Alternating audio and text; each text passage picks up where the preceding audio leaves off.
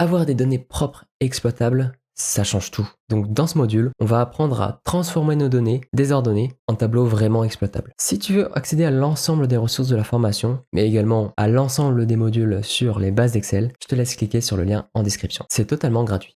Parfois, on est confronté à des fichiers Excel avec plein de données à l'intérieur, mais des données un petit peu hétérogènes, avec des chaînes de caractères, parfois avec des majuscules, parfois avec des minuscules, parfois avec des espaces, parfois avec des tirés, enfin plein de données complètement désordonnées. Donc c'est vrai qu'avant de générer des formules qui risquent de revenir en erreur pour la plupart, le mieux vraiment c'est de nettoyer tout ça, de transformer nos données pour avoir des données textuelles un peu plus claires, on va dire, pour qu'elles soient prêtes ensuite à être utilisées. Et donc on va voir ça maintenant. Parce que là, on se retrouve avec plein de chaînes de caractères, plein de textes qui ressemblent pas forcément à grand chose. En termes de noms, parfois on a des crochets, parfois on a des très gros espaces. On doit avoir des sauts de ligne parfois, comme ici. Enfin, voilà, on a pas mal de problèmes sur ces données-là brutes. C'est difficile à exploiter en tant que tel. Donc, déjà, on va voir comment manipuler notre texte. Avec notamment la fonction concat, qui te permet de combiner plusieurs cellules ou plusieurs chaînes de caractères différentes. Donc par exemple, si on veut associer le nom partiel et l'adjectif, bah, c'est possible avec la fonction concat. On va voir cela tout de suite. Concat, entre parenthèses, donc là je peux mettre autant de texte que je le souhaite, entrecoupé de point virgule. Donc je fais appel à ma cellule A2, point virgule, et ma cellule B2. Donc le nom et l'adjectif. Je ferme ma parenthèse. Donc tu vois que j'ai les deux colonnes mises à la suite de l'autre. Par contre, j'ai pas d'espace. Vu qu'il n'y a pas d'espace juste après essence, c'est peut-être un peu bizarre, donc je peux forcer la chose en rajoutant quelque chose entre les deux. Donc je peux rajouter un espace. Donc je vais mettre un point virgule en plus. Et donc pour ce deuxième argument, je vais mettre guillemets, espace, guillemets. Donc ça veut dire que en plus de ça, je veux rajouter un espace entre le nom partiel et l'adjectif. Donc là, je fais entrer. Et là, ça a bien fonctionné. Il existe une autre méthode que la fonction concat, c'est directement avec le signe esperluette. Donc si j'enlève concat, j'enlève aussi les points-virgules et à la place je mets une esperluette. Donc j'obtiens exactement la même chose comme ça. Donc la fonction concat, elle est pas mal, et comme ça, c'est encore plus pratique. Je te conseille vraiment d'utiliser ça, même si la fonction concat fonctionne très bien.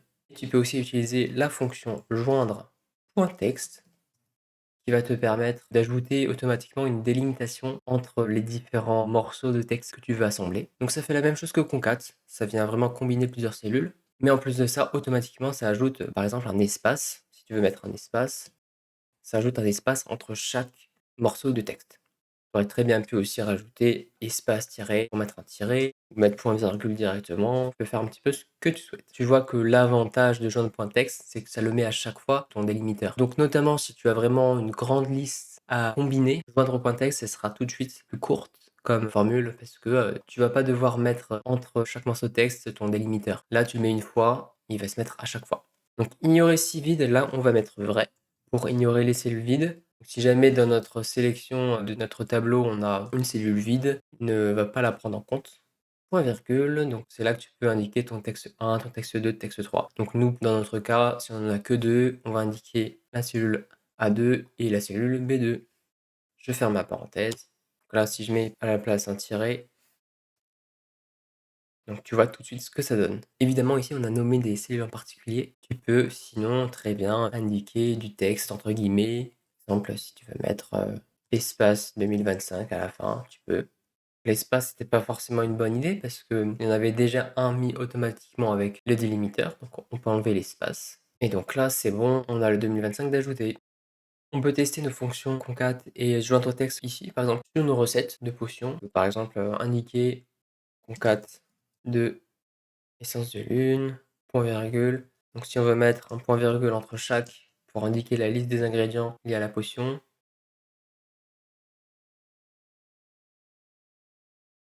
Donc là évidemment il faut distinguer les points virgules qui appartiennent à la formule même et les points virgules que je mets entre guillemets qui vont apparaître dans ma liste d'ingrédients. Là j'ai oublié un petit espace ici. Et avec la fonction joindre.text, donc je vais mettre point virgule avec un espace de part et d'autre entre guillemets, point virgule vrai, point virgule. Donc là, je peux directement sélectionner mes 3 ingrédients. Je ne suis pas obligé de les mettre avec des points virgules entre chaque. Je ferme ma parenthèse, entrée. Donc là, tu vois quand même l'intérêt de la fonction joindre au point texte, parce que c'est vrai que là, on a 3 ingrédients, donc niveau taille, on est à peu près pareil. Mais dès que tu as beaucoup plus d'ingrédients, ça peut être pratique. Par exemple, si je veux le faire sur la liste d'ingrédients ici, je vais utiliser plutôt joindre au point texte.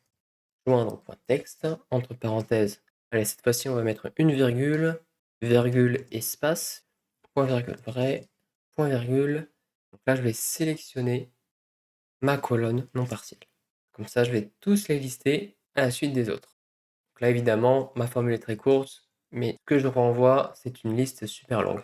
Donc ça peut être pratique pour, par exemple, ici, récupérer les ingrédients d'une recette.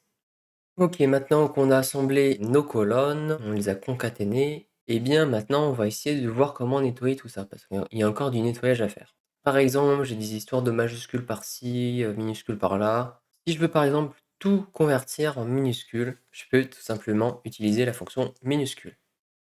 Là, j'ai juste à sélectionner ma cellule, donc le nom ingrédient. J'ai tout qui s'est transformé en minuscule. Au contraire, si je préfère plutôt les majuscules, je peux utiliser la fonction majuscule. Je vais agrandir la colonne, j'ai tout qui s'est converti en majuscule. Je vais retirer le 2025 qui ne me sert pas à grand chose. Voilà. Et sinon, qu'est-ce qu'il y a d'autre qui peut être utile? C'est la fonction non propre qui va te mettre une majuscule pour chaque mot. Parce que ici, tu as une majuscule ici, ici, mais là par exemple pour potion, tu n'as pas de majuscule. Même le 2, tu n'as pas de majuscule. Mais en tout cas, tu as une fonction non propre qui va te permettre de te mettre en majuscule uniquement les premières lettres de chaque mot. En argument, cette fonction-là, elle prend uniquement la cellule concernée qui est convertie donc avec des majuscules en début de chaque mot. Donc ça peut être utile notamment pour les prénoms et les noms, les titres. Ok, donc on va dire que nom propre, c'est une fonction qui nous convient. Elle nous convient en termes de casse, c'est-à-dire en termes de majuscules et minuscules. Mais on a encore des problèmes d'espace en trop. Là, j'ai des espaces en trop. Là, je dois avoir un saut de ligne qui provient de la colonne adjectif. Donc comment faire pour régler tout ça? Donc déjà, on a la fonction qui permet d'effacer les espaces en trop. En gros, si tu as plus d'un espace simple entre chaque mot, la fonction supprespace va estimer que c'est pas normal et donc elle va supprimer tous ces espaces superflus. Égal supprespace, entre parenthèses, donc c'est uniquement le texte qu'on va mettre. Et là, donc j'ai le nombre de caractères entre 2 et l'une qui s'est bien réduit à un seul. Donc j'ai un espace amoindri. Et tout semble un peu plus harmonieux comme cela. Sauf pour Racine de nuit qui, elle, contient encore un espace. Pour vérifier que c'est bien le cas, c'est qu'elle est bien centrée, donc elle devrait vraiment être au milieu. Sauf qu'il y a un espace encore à la suite, ou du moins plutôt un saut de ligne, qui fait qu'elle n'est pas centrée comme il faut. J'ai du coup un caractère supplémentaire à la suite, qui peut me gêner. Tout comme je l'ai ici sur de nuit. Donc là, j'ai un saut de ligne. Donc le saut de ligne, d'ailleurs, sur Excel, tu peux l'avoir en faisant Alt plus Entrée. On pourrait directement le modifier ici, on le supprime, mais bon, imagine tu as vraiment plein de lignes concernées, tu pas envie de le faire à la main. Donc il existe une façon de faire pour supprimer ces sauts de ligne, ou même tout autre caractère invisible que tu peux trouver, notamment via des exports de données. Donc comment faire? On utilise non pas la fonction supprespace, mais la fonction épurage.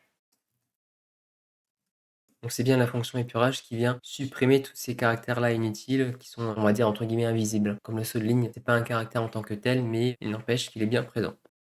J'ai plus de problème pour Racine de nuit, il est bien centré, le saut de ligne, il a bien disparu. Par contre, j'ai encore le problème d'espace. Et pourquoi? Parce que la fonction épurage, elle n'enlève pas les espaces superflus. C'est la fonction supprespace qu'il faisait. Donc, ce que tu peux faire, si tu veux à la fois épurer et supprimer les espaces, tu peux combiner les deux formules. Donc, soit tu fais un supprespace d'épurage, soit tu fais un épurage des supprespaces. Ça va pas changer grand-chose que tu le fasses dans un sens ou dans l'autre. Supprespace. J'oublie pas les parenthèses, donc j'ai double parenthèse fermante à la fin et entrée. Et là, je suis nickel, j'ai tout qui est propre. Bon, j'ai encore des crochets, on va voir plus tard peut-être comment supprimer ça. Ok, donc maintenant on va pouvoir mettre en pratique, mais avant toute chose, un petit récap de ce qu'on a vu. Donc pour concaténer, utilise la fonction concat avec, donc par exemple ici, trois valeurs, trois cellules que l'on veut joindre bout à bout. Sinon, tu peux aussi utiliser l'esperluette directement, qui est encore plus facile à utiliser, on va dire, et qui fait la même chose. Donc sinon, tu peux aussi utiliser la fonction joindre au point texte, donc qui a la particularité d'ajouter un délimiteur. le point virgule ici par exemple. L'argument vrai permet uniquement de dire que l'on ne souhaite pas traiter les éventuelles cellules vides. Parmi la sélection qu'il y a par exemple ici sur C2, C10, donc la plage de cellules de C2 jusqu'à C10, qui est donc la plage de cellules que l'on veut joindre bout à bout avec des points-virgules entre chaque. Donc évidemment, que ce soit pour concat, l'esperluette ou joindre.txt, tu peux également ajouter des caractères entre guillemets pour qu'ils soient ajoutés aussi en plus des cellules nommées. Ensuite, pour modifier la casse de tes cellules, c'est-à-dire tout ce qui est majuscule, minuscule, tu as tout simplement la fonction majuscule qui va convertir tes cellules A2 en majuscules entièrement, contrairement à minuscule qui t'enlève toutes majuscules pour les convertir en minuscules. Et enfin, tu as la fonction non propre qui vient mettre la première lettre de chaque mot en majuscule. Et enfin, pour supprimer les caractères inutiles, utilise supprespace et épurage. Donc supprespace pour supprimer les espaces supplémentaires, en trop, et épurage pour enlever tous les caractères inutiles et qui sont un petit peu invisibles, comme le saut à la ligne. Donc avec tout ça déjà, tu pourrais être capable de nettoyer pas mal de choses dans tes données. On peut être amené aussi à avoir besoin d'extraire juste une partie d'un texte. Par exemple, ici, tu as le code A-125 et tu as peut-être besoin de récupérer uniquement le nombre qui est à l'intérieur, donc 125. Donc, comment faire pour récupérer que cette partie-là? C'est tout à fait possible grâce à différentes formules que Excel propose. Tout comme il était possible d'assembler, de concaténer plusieurs colonnes, il est aussi possible d'extraire juste une partie d'une valeur. Donc pour cela, on a les fonctions les plus simples qui sont gauche et droite. La fonction gauche, elle va permettre de récupérer des caractères sur la partie gauche de ta cellule. Donc par exemple, si tu souhaites tout sauf les chiffres, tu voudras les deux premiers caractères, A et tiré. Donc tu vas pouvoir indiquer que tu veux les deux premiers caractères. Donc les deux caractères à gauche. Au contraire, si tu veux uniquement les chiffres, donc 125, tu voudras les trois derniers caractères. Donc c'est les trois caractères à droite. Donc ce que je viens de te dire là, tu peux tout simplement le traduire en une formule. Donc la formule gauche qui prend en argument ton texte, donc ta cellule C2, point virgule, ton nombre de caractères que tu veux conserver à gauche. Donc là, si c'est 2, par exemple, tu mets 2. Tu vois que là, tu n'obtiens que A tiré. Au contraire, donc tu peux utiliser la fonction droite pour récupérer les trois caractères à droite. Donc là, c'est bien 125. Tu veux peut-être d'ailleurs convertir 125 en nombre, si ce n'est pas déjà le cas. On va voir déjà en appuyant sur les 3 zéros ici, ça n'a pas l'air d'être un nombre. Donc pour le forcer, tu peux tout simplement rajouter un plus 0, qui est en gros une addition qui ne change rien, mais au moins qui va te permettre de convertir en nombre. Là tu vois, parce qu'il y a une virgule qui se rajoute, donc c'est bien converti en nombre. Donc c'est soit plus 0, soit fois 1. Les deux reviennent au même et te permettent vraiment de convertir un texte en nombre. Ça c'était pour la petite astuce en plus du gauche et droite. Ensuite, on va regarder un autre cas de figure. Je prends un exemple cette fois-ci d'adjectif qui a des crochets de part et d'autre. Cette fois-ci, on voudrait les enlever. On voudrait récupérer que ce qu'il y a entre les crochets. C'est vraiment possible grâce à la fonction stext qui va récupérer uniquement une portion précise à partir d'une certaine position et d'une longueur. Donc là, dans mon cas, le premier crochet, il est à la position 1 et mon dernier crochet, il est à la dernière position. Donc la première lettre que je veux récupérer, c'est le A qui est à la deuxième position. Et je veux garder 1, 2, 3, 4, 5, 6, 7 caractères. Le huitième, c'est le crochet. Donc avec la fonction xtext, je prends en argument le texte en question que je veux modifier. Point virgule, le numéro de départ, donc on a dit que c'était 2, parce que le premier caractère du texte que je veux conserver, c'est le grand A, donc c'est le deuxième caractère. Point virgule, on a dit que le nombre de caractères, c'était 7. Donc je veux conserver 7 caractères à partir du caractère numéro 2. Je ferme ma parenthèse et j'obtiens uniquement argenté. On a enlevé les crochets. Donc c'était plutôt pratique, mais si je regarde avec mes autres cas où j'ai des crochets et que je mette la formule aussi de partout, eh bien on voit que ça n'a pas fonctionné forcément, à part pour solaire. Le reste, ça m'a supprimé des caractères. Pourquoi? Parce que j'ai indiqué 7, qui correspond au nombre de lettres du mot argenté et solaire, mais pas lumineux, ni chantante, ni miroitant, etc. Pour contourner ce problème, il existe une solution qui est donc à la place d'indiquer le numéro du caractère, ce serait plutôt d'indiquer directement via une fonction Excel quel est le nombre de caractères de ce texte. Pour connaître ce nombre de caractères, donc la longueur vraiment du texte, on utilise la fonction nbchar comme nombre de caractères. nbchar de B5, c'est 9 pour argenté et non pas 7. Pourquoi 9? Parce qu'on a aussi les 2 crochets de part et d'autre qui sont un caractère chacun, donc 2 en plus. Donc pour retrouver mon 7, il faudrait que je fasse nombre de caractères moins 2, tout simplement. Et ce sera la même chose pour lumineux. Ce sera 10 moins 2, donc ce sera 8. Donc là, à la place de mettre en dur le nombre de caractères, je vais mettre directement ma formule nbcar, entre parenthèses, texte. Et j'oublie pas de fermer ma parenthèse et de mettre moins 2 pour enlever les 2 crochets. On va répéter la formule de part et d'autre. Bon là j'ai un petit bug de formule parce que j'ai filtré et que ma formule ne s'est pas propagée partout. Pas de souci, mais en tout cas là tu vois bien que j'ai pu enlever facilement les crochets, peu importe la taille de ma colonne adjectif. On aurait pu utiliser autre chose que stext comme formule. Ce serait un peu plus compliqué justement, ce serait avec les fonctions gauche et droite que tu avais tout à l'heure. Pourquoi? Bah parce que la fonction gauche, elle va récupérer tous les caractères à gauche sauf le dernier caractère. Et la fonction droite, elle va récupérer tous les caractères à droite sauf le premier caractère qui correspond au crochet. Donc tu vois qu'en combinant les deux, on peut enlever le crochet associé. Donc on commence, donc que ce soit d'un côté ou de l'autre, gauche, entre parenthèses, donc le texte ici, le nombre de caractères, donc on va utiliser nbcar. Donc là, si je fais gauche de nbcar en entier, il va tout me conserver, donc il faut que j'enlève le dernier caractère, le crochet de droite. Donc je vais juste faire moins 1. Donc juste avec ça, on a enlevé le caractère de droite. Maintenant, on veut enlever le caractère de gauche. On va utiliser la fonction droite.